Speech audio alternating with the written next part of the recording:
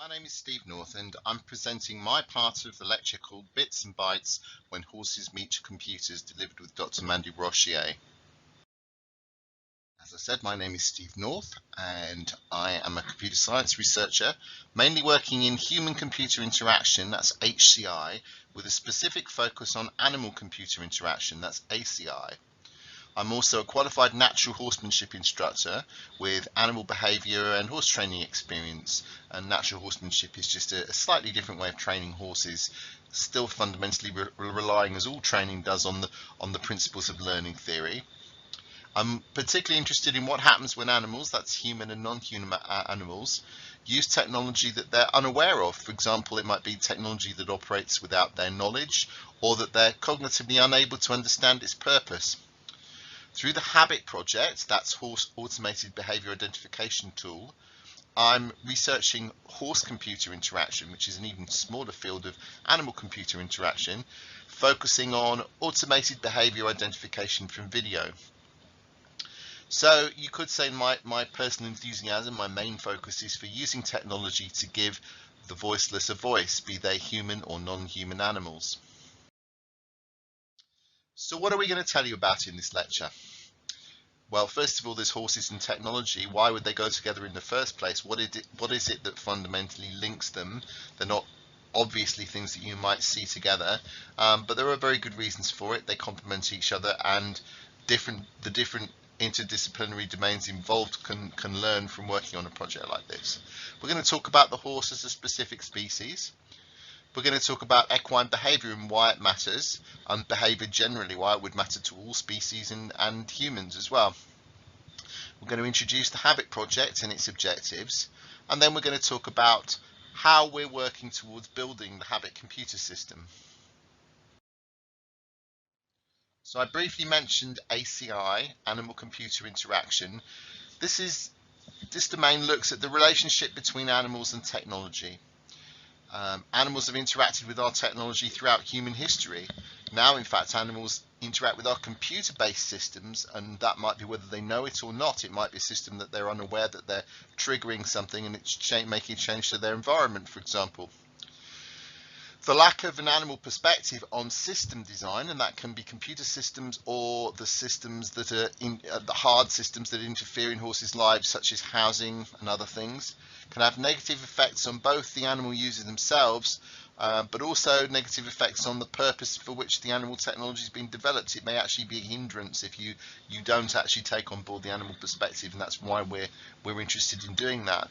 ACI looks at things amongst other areas such as enrichment technologies. So these might be things directly used by the animal, say elephant toys in zoos, cats playing hunting games on computer tablets, improving the lives of working dogs, finding new interfaces to work with cancer detection dogs, welfare monitoring tools. These are all areas that apply that are covered by ACI. Historical horse technology interaction. So before 4000 BCE, humans ate horses. That was their primary relationship. Between 4000 and 3000 BCE, humans started to use horses for traction and transport. They were still eating them too, of course. This was the start of horses having to interact with our technologies. And by hard technologies, I mean things like saddles, bridles, reins, bits, halters, whips, working collars, harnesses, chariots for warfare, carts, and of course the plough.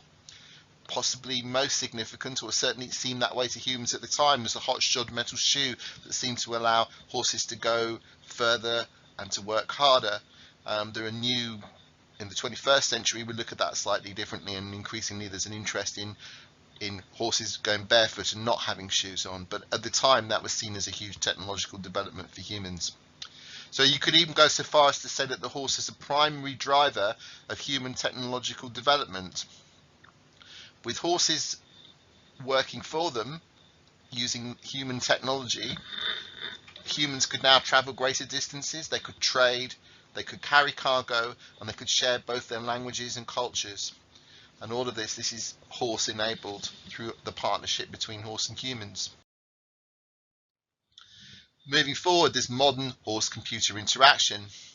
So example system categories for this might include things like environmental, so that's control of things like housing systems, stables, temperatures. Then there's physical training, systems that actually are controlled by computer, but they actually are about improving fitness in the horse. Then there are things that are more obviously directly beneficial to the horse, such as health improvement. And then the sports performance analysis, which is actually analysing them when they're in training or performing to find out how they could be improved.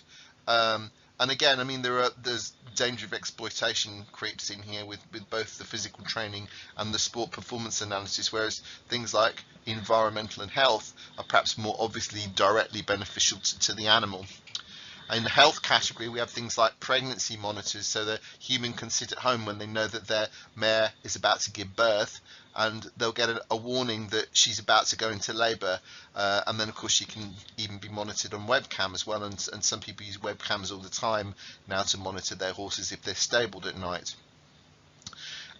When it comes to physiological monitoring, common ways to track a horse's level of stress include things like measuring heart frequency variability and measuring the cortisol levels in saliva.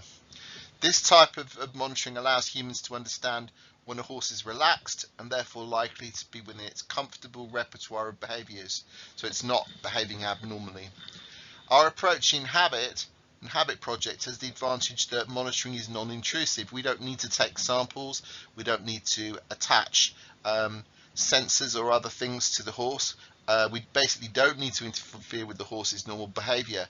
And if you're dealing with horses perhaps in a situation where they're being observed and they're feral and they're not used to humans, there are obviously advantages here, because purely by introducing a human into the situation, you're actually going to make them stressed. So here's an example of modern horse-computer interaction, and I've said, is this okay on the slide? I look at that photograph and I find it slightly disturbing, but obviously one shouldn't judge without knowing the full details. This is the Kurt system, which is described as a fitness training for racehorses. The manufacturers claim it's designed to introduce young racehorses to training gradually under a pre-designed racing program. They say, the horse isn't actually pulling the 4.5-ton vehicle, rather the vehicle keeps pace with the animal, and trainers fit the horse with equipment such as an electrocardiogram machine, oxygen masks and movement sensors to monitor their performance. They can then subtly regulate the horse's speed for optimal training. Horses are actually tethered into the cabin, but it's powered by the overhead monorail. The speed can be set from walk to canter around an oval circuit of just under a mile. Now, the slightly worrying thing is that they also say that training can be monitored closely via closed circuit television, and I'm concerned that the horse might be forced to keep up, although the company claims there are safety features, and the human seems quite far removed from the equation, which possibly encourages a further commoditization of horses in the racing industry, which is already something which has welfare concerns associated with it. I would also say that without the strong relationships with the human carers, the grooms, the trainers, horses become even more like objects to be worked on and disposed, and I'm not sure that's something that my vision of technology would want to encourage. Here's another example of modern horse-computer interaction. This is a touchscreen computer being used in a cognitive experiment, enabling a horse to interact and provide some sort of response or feedback. Now, they claim about this setup that by using a touchscreen, they're taking out any risk of human influence. I'm slightly dubious of this because you can see there's a human positioned off to the right and the horse would still be aware of them. So they might give micro cues to trigger the horse's an effect that impact the horse's response in some way. There's the famous story of Clever Hans, who was a horse who appeared to be able to count and do sums, and people testing him would ask him to say, for example, add 3 and 3, and he would start tapping his foot and he'd stop at 6, appearing to answer that 6 was the correct answer. But it was soon discovered that he could only do this when his human owner was there, and although the human owner may not have actually been aware they were doing it, he was actually triggering through micro muscles the point when the correct answer was reached. So if you imagine, you might relax and breathe out quite subtly, You might even not be aware of doing it, but the horse picks it up, and so the horse just stopped tapping his feet when he'd reached the correct answer. And in a similar way, the fact that the human is visible still off to one side makes me slightly doubt that human influence has been taken out of the equation. Here's another example. This is called active stable. Well, that's one. It's a general term for it, and it's also one particular company name. So these are group housing systems that are commercially available. Within this system, horses are identified by microchips clipped to their mane hair, and access to housing zones, automatic feeders, sometimes with personalized diets, so horses can eat different things, automatic waterers, areas for social interaction, so there's rolling areas, sound schools, things like that. They're all controlled by the active stable system and can be programmed. And in many ways, such systems allow horses to lead a more natural life. They're able to have free movement and socialize in a manner approximating feral herd. However, I'd argue that the potential for exploitation lies in the lack of human intervention required to monitor the horses. So this might encourage humans, again, to view horses as machines to be taken out of the box on a Saturday afternoon, played with and put away. Therefore, by limiting the amount of time that horses actually interact with humans, means that when they are interacting with them, there's more likely to be stress involved, merely the presence of another species that's interacting with them. Whereas if they had humans coming to do all their stabling requirements for them and taking care of them, that's a huge part of the social interaction with horses, and it's how humans can develop a relationship with horses. And in fact, some people prefer that to riding and all the other stuff. They just like to go and groom and feed. So for the Habit Project, we're focusing specifically on one set of behaviours. Obviously, the eventual goal of habit is identifying all behaviours within the horse's natural repertoire, but we have to start somewhere. Now, following seems like a good one. I'll go on to explain more about why following is of interest, but it's of interest to different horse researchers, and it provides a nice, neat, rounded little problem for us to look at. So within the horse's ethogram, or a commonly used and recognized ethogram, remember, an ethogram is a list of behaviors for a particular species. There are several that are identified as following behaviors. There's following done by a foal following a mare soon after birth and for the early stages of development. There is following when males play or play fight with each other.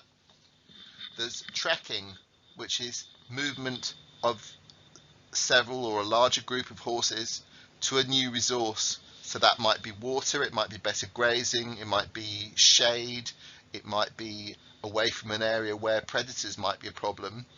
And there is a great deal of interest. I'll go into this in more detail in a moment, but there's a great deal of interest in how that's initiated, that kind of movement of a group of horses, what starts them following each other. Then there's parallel prance, which again is males play fighting, or sometimes even real fighting if it's stallions. And then there's chasing and intermale interaction. Again, this is play fighting when they're younger, possibly colts, but it can also be practicing for one stallion driving off another. Then there's chasing, and that's a play behavior with young horses. They chase each other around, and it's has less of a fighting element possibly than that seen in males and older males. We felt there are also a few others that might be added into this. We've added mirroring during play. This is where horses match and change direction and start off on the same lead and do lead changes together. Again, they're following each other. Then there's responsive fleeing when a threat or unfamiliar stimulus appears. So this is kind of what would be practiced in order to get away from predators. So somebody comes out and rustles a plastic bag, and the heads go up and they all move as one. They're following each other then. It's a bit like a stampede. So why I mentioned before that following might be of interest generally, as a particular group of behaviours. Well, equitation scientists who are interested in the salience and efficiency of horse training methods, they're interested in following, and there's been research done on it already, because claims are made, including in my own natural horsemanship area, that somehow when horses interact with humans, they're actually interacting with them as though they were another horse, and that through the way you train them and your body language, you can actually convince a horse that you are a member of their herd, and therefore you can ask them to regard you as a leader, and this can make training easier. But there is one feature of this that relates specifically to following, which is horse-human following, and that appears to be a mechanism that somehow is switched on, whereby a horse which doesn't have a head collar on, it's not being led around, it's not got a halter on, anything like that, has no tack on it, but it appears to latch onto a human and start following them. Now, does this say anything about how humans might train horses, or is it just a learned behavior? This is why following is of interest. Here's an example of horses following horses. Now, how is this movement initiated in horses? There are lots of theories on this. Is there one leader? We used to think perhaps when we grew up, we were taught that the stallion leads the herd, but in fact, we now believe that stallions tend to be at the back of the herd, driving them, rounding them up. It's not usually the stallion who takes the lead and expects the mares to follow, or that the rest of the herd to follow. Other people think it's always an older mare. Studies tend to show that it's likely to be an older mare, but obviously it's likely to be a mare because most of the herd is consisted of mares. And to some extent, this changes who's actually at the front. So does leading the herd towards resources have anything to do with social hierarchy, or is it simply that the most thirsty horse leads the herd to water? And this is an example of horses following humans. This is a romanticized ideal, and obviously it's essential that you have a violin with you. Apparently, this doesn't work without a violin. So when horses follow or mirror the speed and direction of human locomotion, usually but not always within a training pen, it's often claimed as an example that horses are responding to the human as though they were another horse. How can we ever know that, and how can we test it? Well, this is something that if habit can show that there is a specific pattern that is recognizable, machine recognizable in a objective way of horses following each other, and then we look at horses following humans and we find that the horse is exhibiting the same behavior and the system recognizes it, then that would be good evidence that actually perhaps horses really are regarding humans as another horse. So here's an example. In the photo you can see this is ducklings seemingly imprinted on a dog, and this imprinting is this feature that in some species the young, if they see an animal, immediately will assume it's their mother and they'll follow it, and horses appear to do a similar thing. So when a horse follows a human, does it represent a bond that can be built on for a training partnership? Has the human found the right switch to trigger a dormant behavior from youth, like imprinting? Young horses instinctively follow their mothers, but some studies suggest they'll follow other moving objects. Or is the horse just following the human because of training? This could be easily explained by learning theory.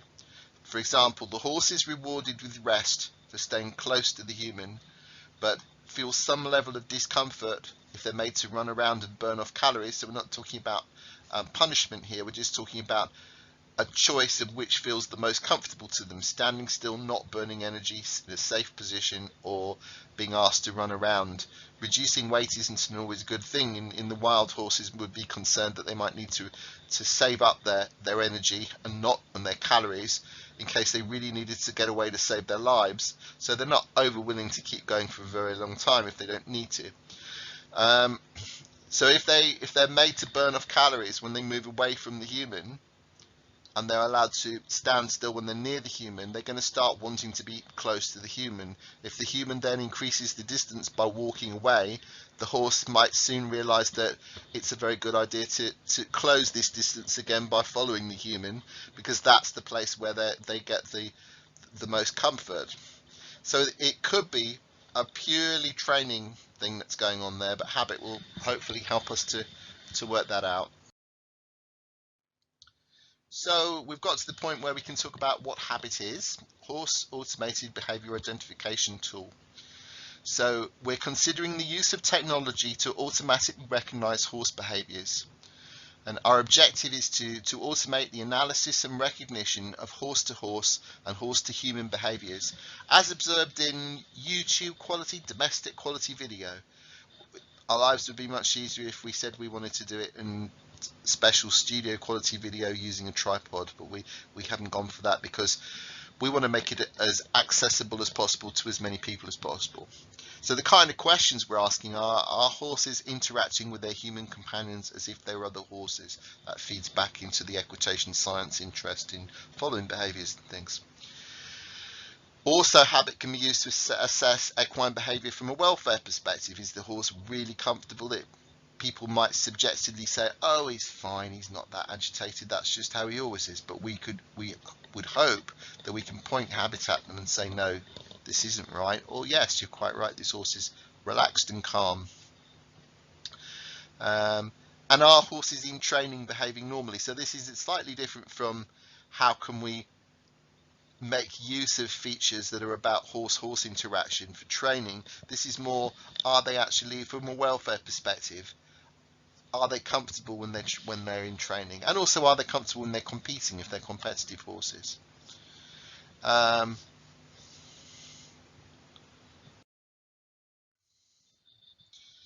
So beyond the advantage for animal science researchers who are interested in the species, there are advantages to habit for computer scientists such as myself, and also for some other humanities domains. So from the computer science perspective, in my domain, I keep wanting to say fields, but that's best avoided when you're talking about horses.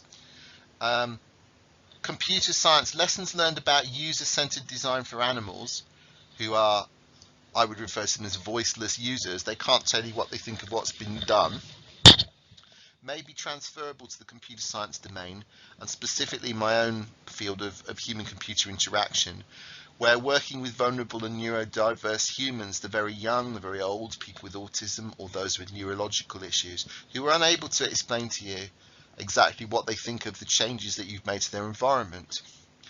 Current human-computer interaction methods are very focused on user-centered design, but there's often an assumption that all users have language that is spoken or written, and a common frame of reference with the designer.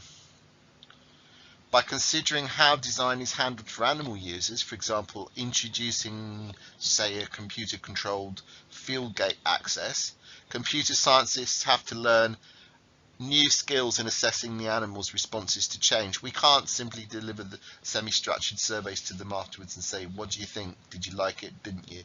We have to find new ways to do that. And computer scientists can learn a great deal from the methods used by animal behaviorists, ethologists, during their observational studies.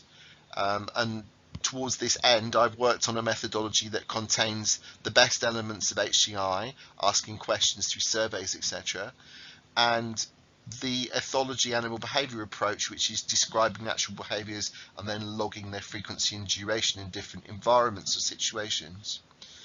So the habit system provides the missing piece to the puzzle, feedback via observed behaviours on how the horse responds to changes in its environment. Does she really like the new fancy computer system that the human thinks they need? Does it scare her? Does it bore her? Is she relaxed in its use, or does she even notice it's there?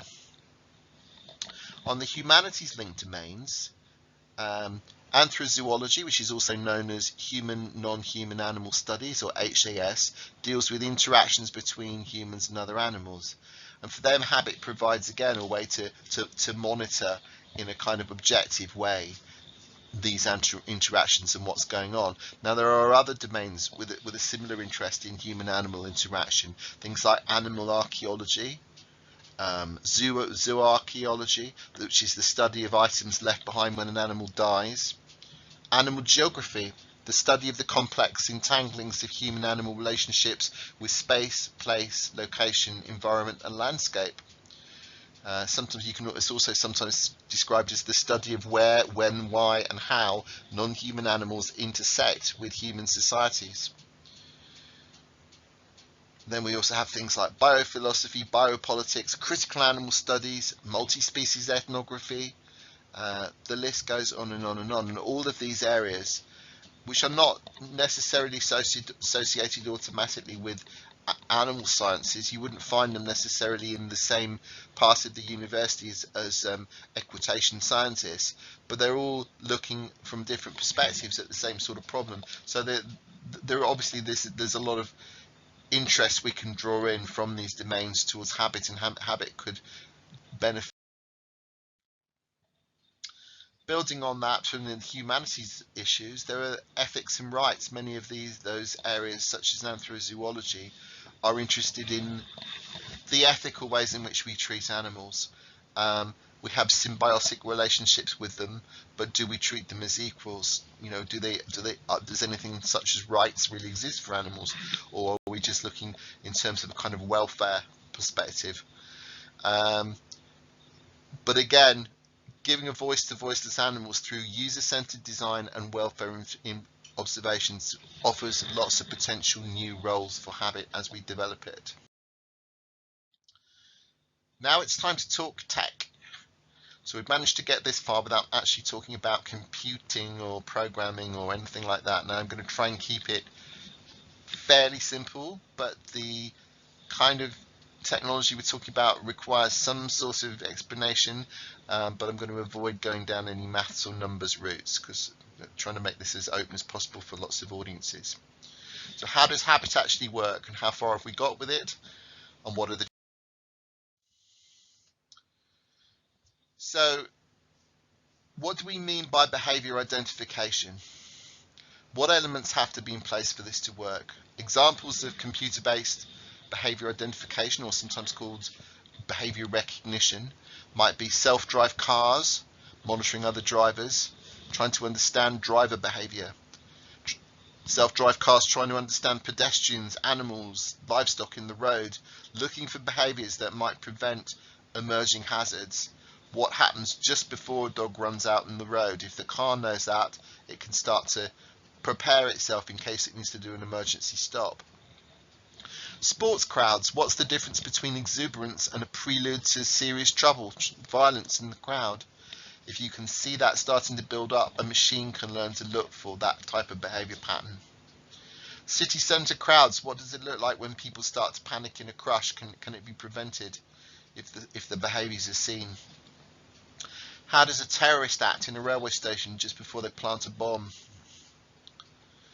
There's existing work on behavior identification with animals, but it tends to be quite constrained, usually in lab conditions, and a lot of the software doesn't offer anything more flexible than that. So, for example, there are systems that work with housed pigs. They're usually observed from above in plan, and they only consider proximity and speed of movement, and this is identified as behaviors. So if a particular behavior, stress, is associated with more movements and more direction changes, that would constitute behavioral identification. But we're hoping that habit would work in a wide variety of environments from most viewpoints, for example, horse herd moving across a landscape. So I put up here these two areas in computer science that are relevant to this. Computer vision is concerned with the automatic extraction, analysis and understanding of useful information from a single image or a sequence of images. One topic in computer vision is behavior identification, but this is also known as action spotting. We tend to use behavior identification, but action spotting is sometimes used. The search there is on forever better levels of reliability. So tests are performed on benchmark data sets of video clips. So you can get a data set that is just human sports taken from the Olympics, where there will be many examples of each sports, and each little video clip will last a few seconds. And these are then used to train or build software that can recognize them, and they're used as a kind of metric to gauge how much improved the software is as each year goes past. So at conferences and things, they'll do challenges with this particular data set to try to get a higher possible score identifying them. Machine learning, and the two things, computer vision and machine learning, go hand in hand here. There's some crossover. I mean, basically the computer vision part of it is all about vision. Machine learning applies to other fields as well, so things such as text and language processing. But here machine learning is being applied to vision. It's a type of artificial intelligence, and we're hearing more and more about that all the time in the media, that provides computers with the ability to learn without being explicitly programmed. Machine learning focuses on the development of computer programs that can change when exposed to new data. So in Habit, we're using these learning and training features. Unlike some AI systems, it's not currently a system that improves with use. It's one that does all its training and learning and then goes out and is deployed. So we have to get the training right to start with, and it does get better and better as it goes along. But if our training turns out to be flawed, then we have to come back and retrain it. It has to be sent back to school to learn again. So what are the elements of the Habit system? There's two broad categories here. There are helper apps that provide a smooth workflow, processing longer videos down into short clips, ready for analysis by the main system. Then there's the main system, which identifies specific equine behaviors from unconstrained videos. So it's the second part, the main system, that actually tells you what the behavior is.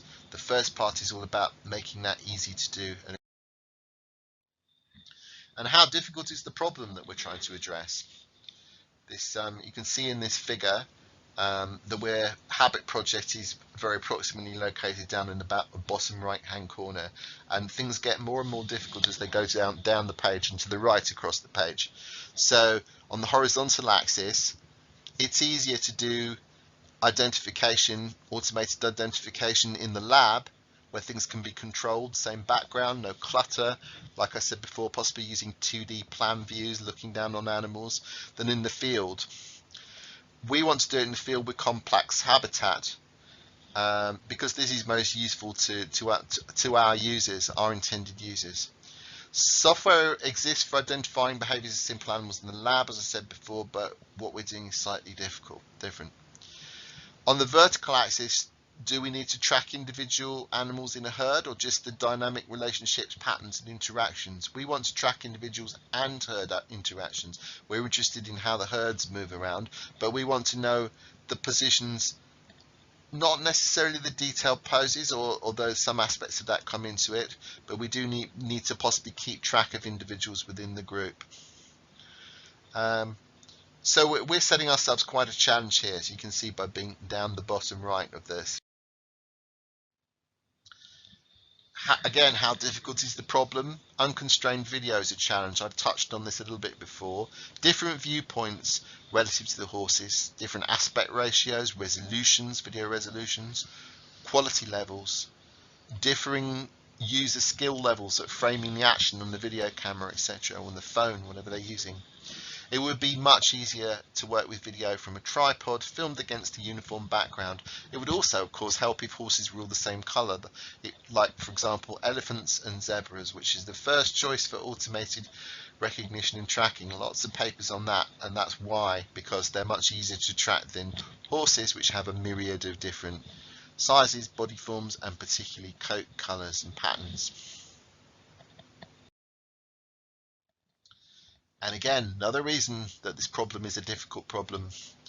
Computer vision can be inflexible. You tell it to look for a shape and it will find it. The real thing in the real world is on the left there, and possibly constructed to fool the computer. On the right is what the computer sees. So the computer might say, oh, that's a horse and a rider, because it doesn't understand any real world context to it. It's just looking for patterns that match its training. And again, how difficult is the problem? When it comes to processing video, video can be processed to look for recognition in real time, or it can be retrospectively processed. Now in real time, we can do things like tracking, recognition of a horse, but when it comes to actually identifying behaviors, there are many steps to breaking it down and processing it. And at the moment, this is an overnight task. It's not a real-time task.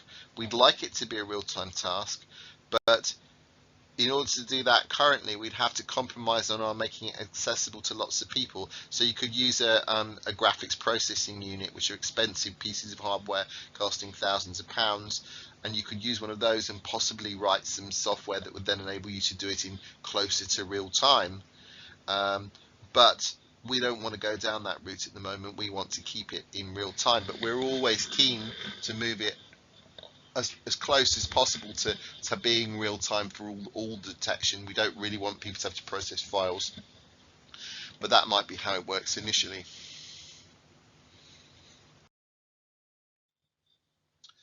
Processing longer videos into short clips ready for analysis. So this is one of the steps working towards behavior recognition. So identifying video segments containing horses within longer video. So there's a thing called video summarizing. This is when you feed in a video and a system finds the things that are of interest and puts them out and says these are what I think you're looking for. So for example, if you trained it to look for goals in a football match, you could give it a 2-hour football match or 90 minutes plus whatever it is time, and it would process this and just produce short video clips only containing the goals. This works currently. Some of the systems used in live broadcast work like that. They pick it up and they record a clip and it's ready to go very soon after the goal is scored, ready to show back, and other sports do the same thing. So if you have longer section of the video, for example, things that are taken from camera traps or from observational research that goes on for weeks and weeks and weeks, where cameras might be left automatically filming, we can use our extractor to summarize the video down.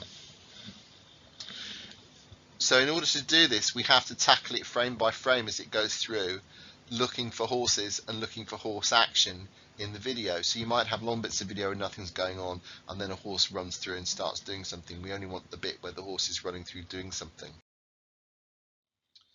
And to achieve this, this is one of the possible computer vision / machine learning approaches. This is not the only one, but this is a fairly well established one that works well. Haar cascades.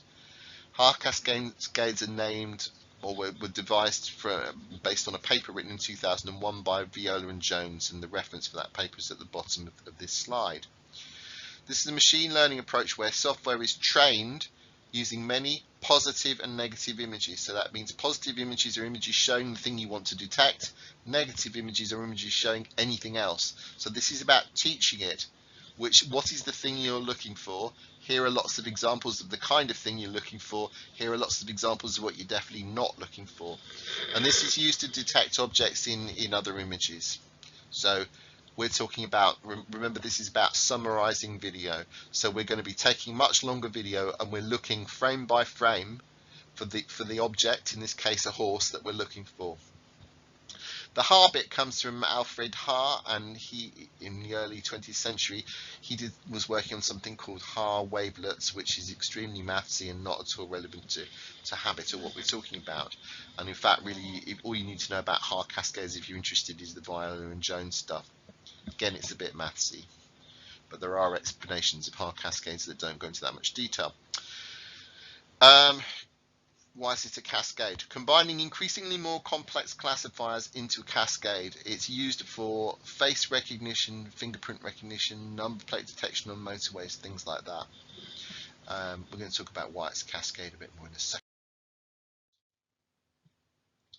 In the training phase, the computer moves each member of a set of graphical shapes, which are called features, and we're going to look at those, exactly what those look like, in the next slide, across the test image at different scales and orientations.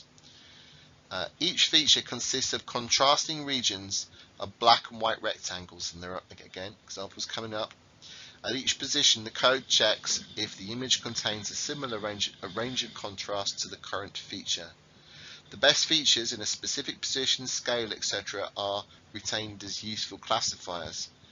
The best classifiers are separated into ever more complex stages.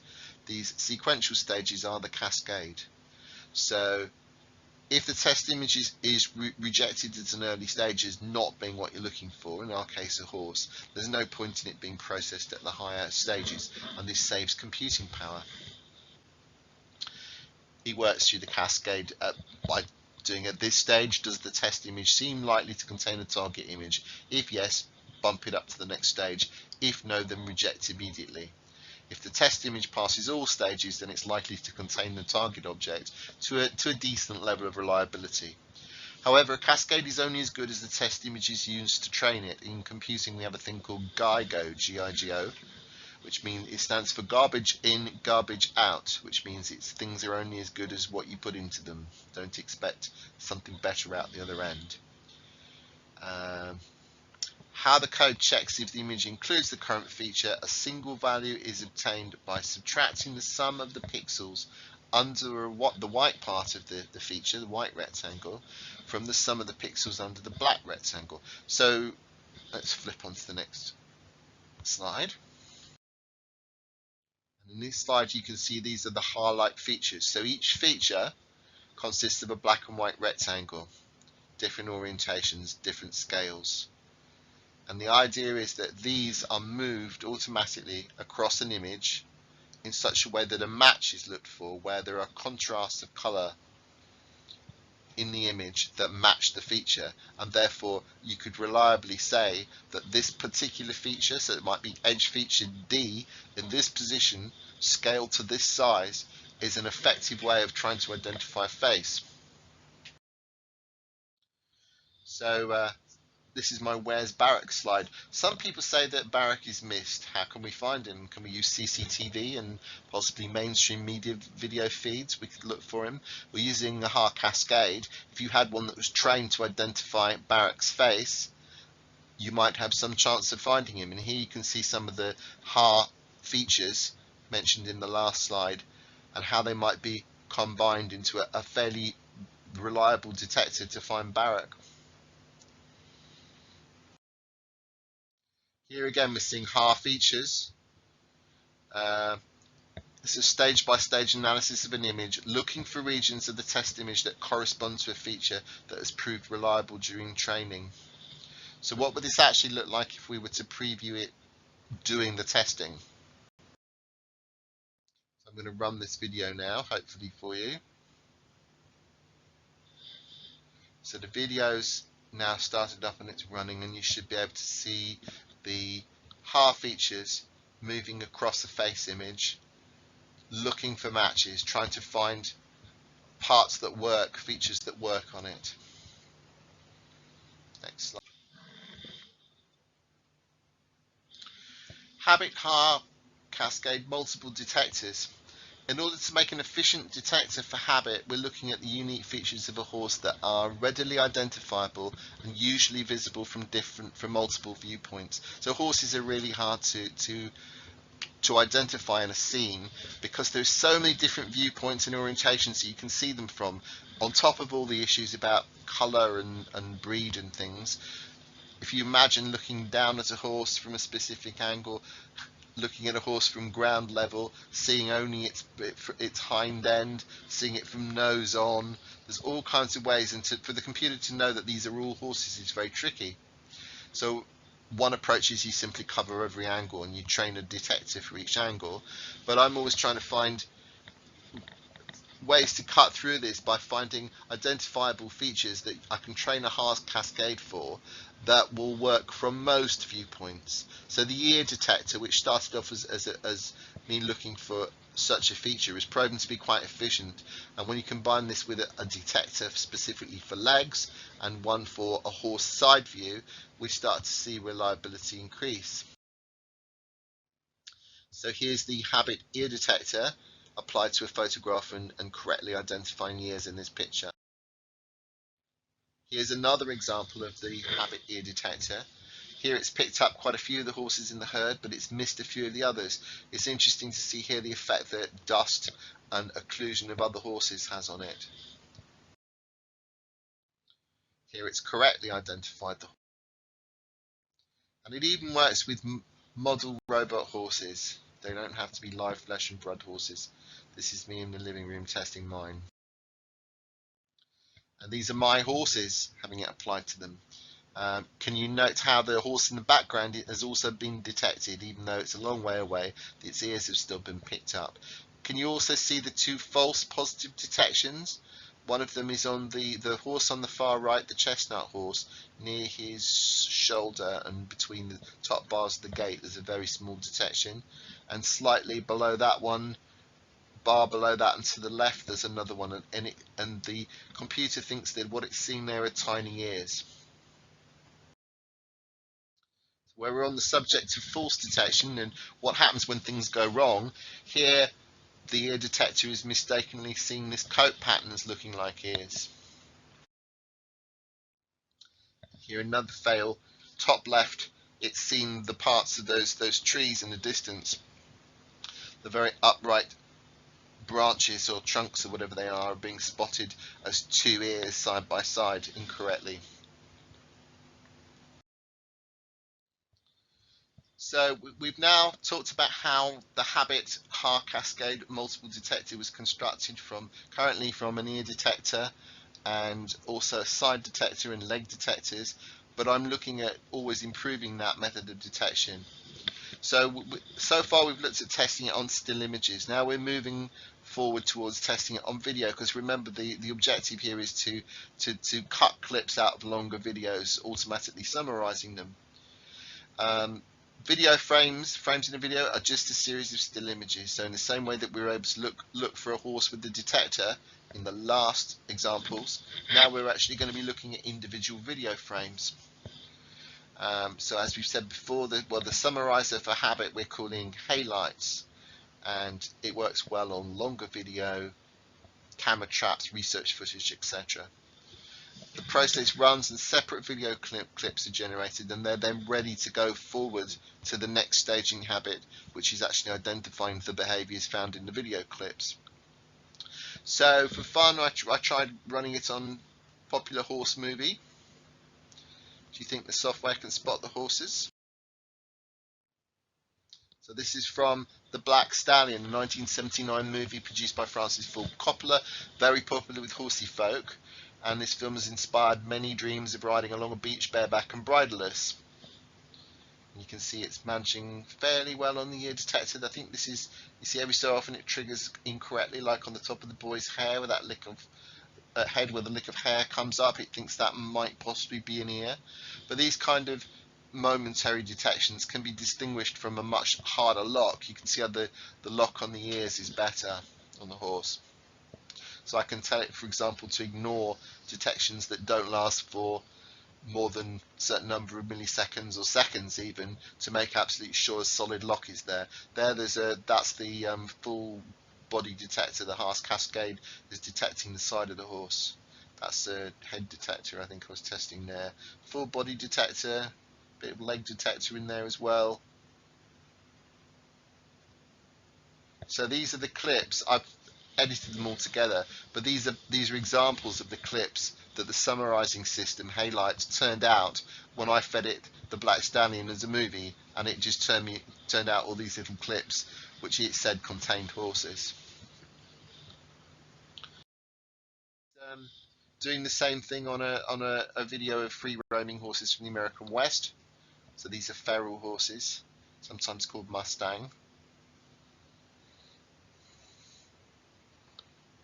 You can see there's quite a lot going on in this group scene. It's jumping around, fairly confident that it's spotting ears.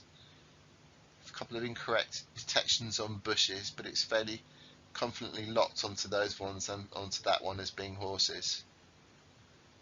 Quite like this bit where they're nose to nose, and it's locked onto the ears. Of course, the Mustangs are not truly wild. They're better described as feral because they escaped domestication, even if it was many generations ago.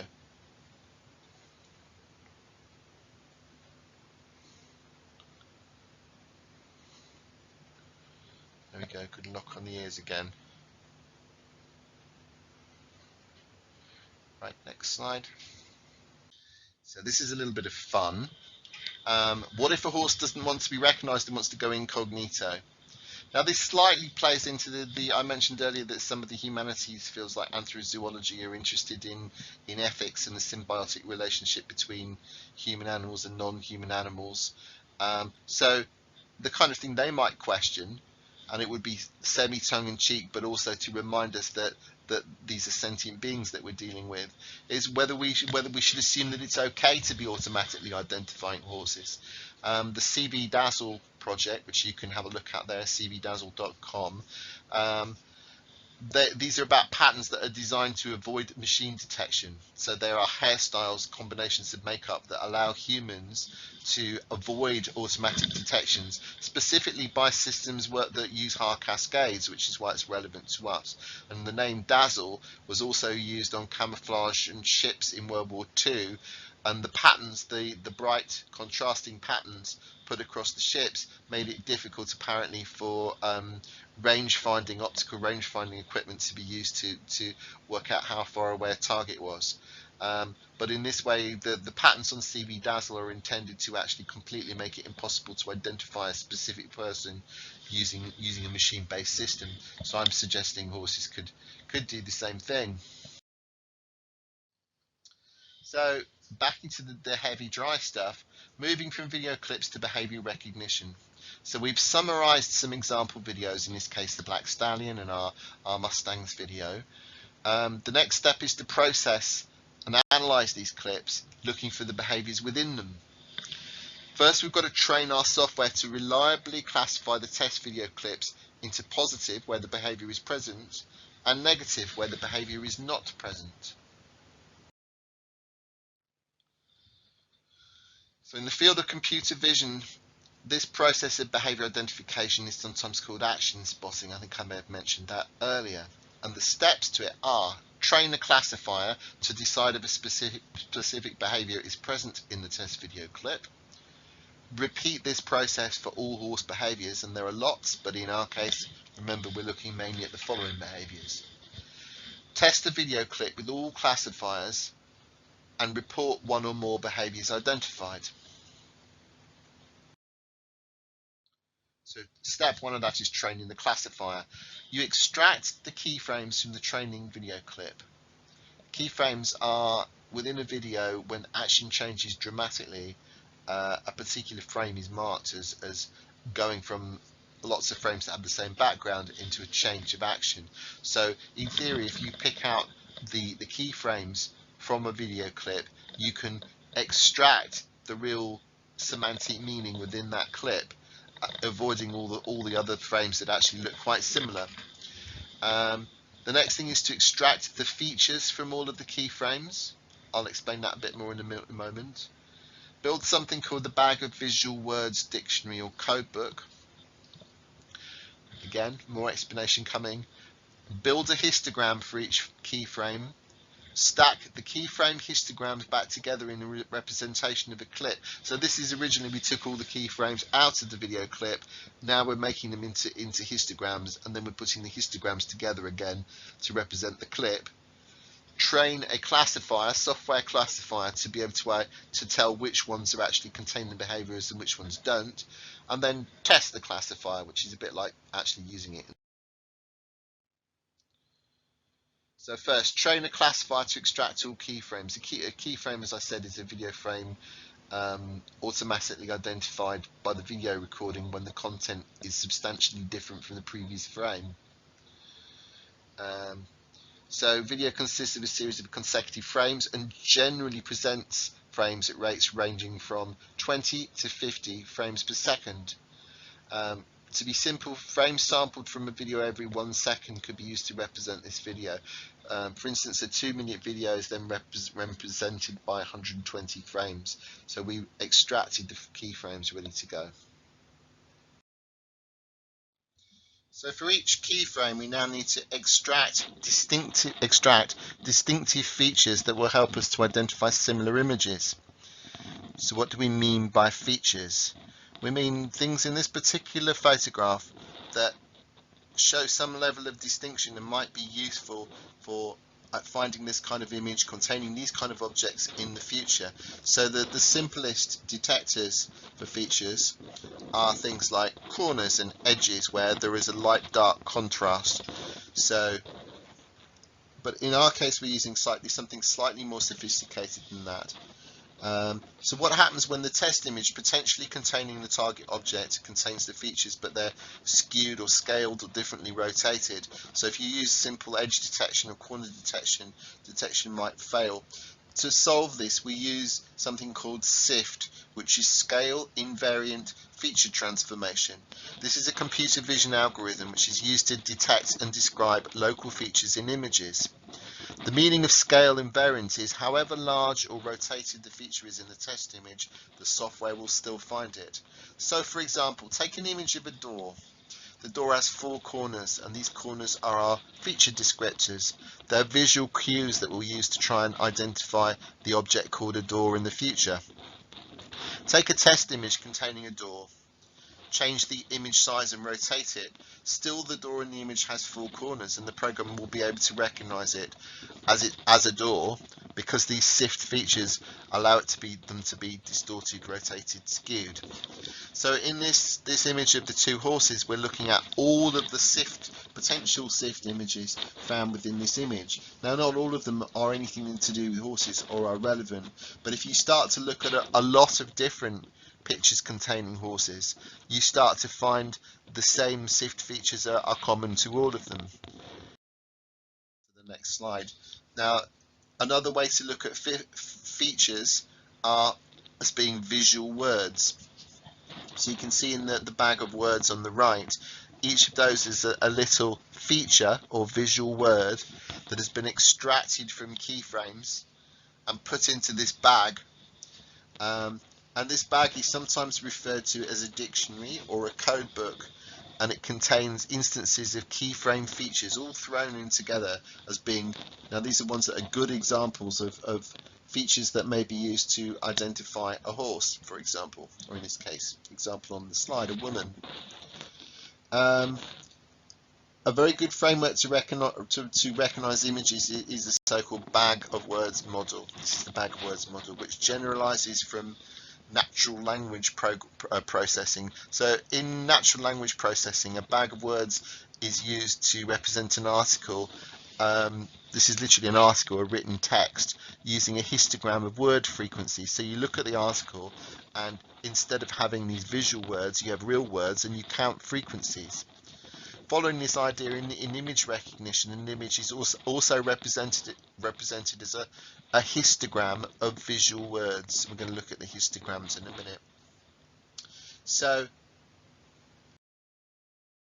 here's an example of the histogram. So we have our dictionary, our bag of visual words, containing all these features that might be found in various things. Now, in this case, we've created a visual bag of visual words that includes features from a woman, bicycles, and violins. And now we're going to create a histogram for each of them. So the histogram is just like a kind of bar graph where we count instances where we found those features, those visual words, in the particular photograph we're looking at. So when you analyze the keyframe from the video containing the woman on the far top left, the histogram for one frame might look like the histogram directly underneath, which has very little in the way of bicycle-y stuff, lots in the way of woman stuff, and a little bit in the way of violin stuff. Now, you might wonder why there's any bicycle and violin in there at all. It's because although we're going to get lots and lots of the features from the visual words that correspond to our woman input image, that it's still going to trigger and artificially think that there might well be a few little bits of violin there that it's wondering about and somewhere in the image. So you have to look for what's most dominant in the histogram rather than worrying about those low bars on the other things. So again, we're moving to the middle one. We've got lots of the bicycle. We've got lots of bicycle-y features have been spotted and less woman and violin features. And on the far right, lots of violin-y features and very little actually kind of bicycle and woman features. So this is what we'd expect. So each of those histograms represents one still image the keyframe that's been extracted from our video clip. The next one. So remember that the keyframes were extracted from one video clip. So we can now put them back together. We've converted them to histograms, and we put them back together again into a stack of histograms. This is all done mathematically, so the numbers are all stored. This is the way we're looking at the histogram here, is just a visual representation of that process.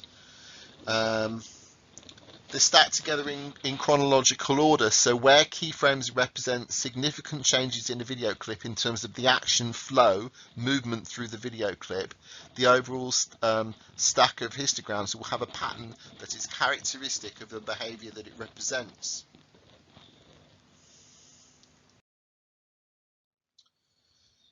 So now we've got these histograms. We've got, for each video clip, we would have a stack of keyframe histograms. Now we need to train a software classifier to know which ones are video clips showing the behaviors we want, and which are video clips of other things that should be rejected. So these are training, teaching phase. The problem of finding the optimal separating hyperplane, which separates a linearly separable data set, which is the way this can be described. The software is presented with many examples of stacked histograms of video clips that are positive, they do show the behavior, and many that are negative, show something other than the behavior. In response to feedback, the code will progressively adjust the criteria for its positive and negative decisions until a high degree of confidence is achieved.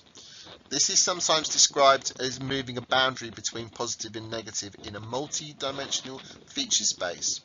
That sounds really scary, but what it really means is we know there are lots of possible features, all the features, the visual words that are in our bag of visual words, and so each of those might be considered as a dimension. So video clips that contain similar combinations of visual words are going to be close to each other on specific dimensions that, if we were to plot them out, that relate to similarity of image or video clip. Once it's been trained, the classifier may then be applied to test videos as stacked histograms. With separate classifiers for each horse behavior, it's then possible to detect the presence of multiple behaviors even in one clip. And the final output from that would be presented as something called a confusion matrix, where you're basically saying this clip looks very much like a horse and much less like a kangaroo. So it's like you'd compare it with other classifiers and to test how accurately it's actually finding the target object that you're after. Now this thing about the hyperplane, think of this as being the line between whether a clip does show the behavior or doesn't. And it starts off, the hyperplane, as being a line separating this multi-dimensional space, and it slowly shifts during training so that it becomes more better at detecting which clips should be classified as showing the behavior and which shouldn't. This is quite hard for humans to mentally wrap their heads around the. So here is this assumes a 3D space. So this is not multi-dimensional features. It's just 3-dimensional features, just so we can try to visualize it. So in this slide, each of the balls represents a video clip, and these are the three stacked histograms. So this is a video clip containing the 3 frames that we looked at earlier. If a video clip is above the hyperplane, it's classified as behavior is unlikely to be found, and that's why they're marked in blue. Then you've got the hyperplane separating the 2 classes, one class being the video is likely to contain the behavior, the second class is not containing the behavior or unlikely to contain the behavior. It's the plane that changes shape and position during training in response to learning, which is the classifying positive and negative video examples. So it starts to change shape. As you present it with a clip, it says, I think this clip shows the behavior, and you say, wrong, or well done. and it shapes its plane so that next time it makes a better decision through all the features, through all the dimensions of the feature space. So below the hyperplane, the red balls have been classified as behavior is likely to be found in this video clip. So if you'd fed in a video clip to it and it said it's a red ball, it's below the hyperplane, it would be telling you that it thinks the behavior is shown in the video. So that's the point at which you would then know whether the behavior was present or not, and you might even know if multiple behaviors were present if you had trained classifiers for all the different behaviors, and in our case following behaviors. So the final output from the habit system would be to generate a report showing behaviors detected, the start, endpoints, durations in the video clip that was provided. It could, as an option, overlay the video clip with annotated tags, so it could indicate a particular behavior was taking place visually within the video. So that's the end of looking at the technology, and obviously we are developing the system still. You can see that we have all the helper applications. We have the Highlights video summarizer.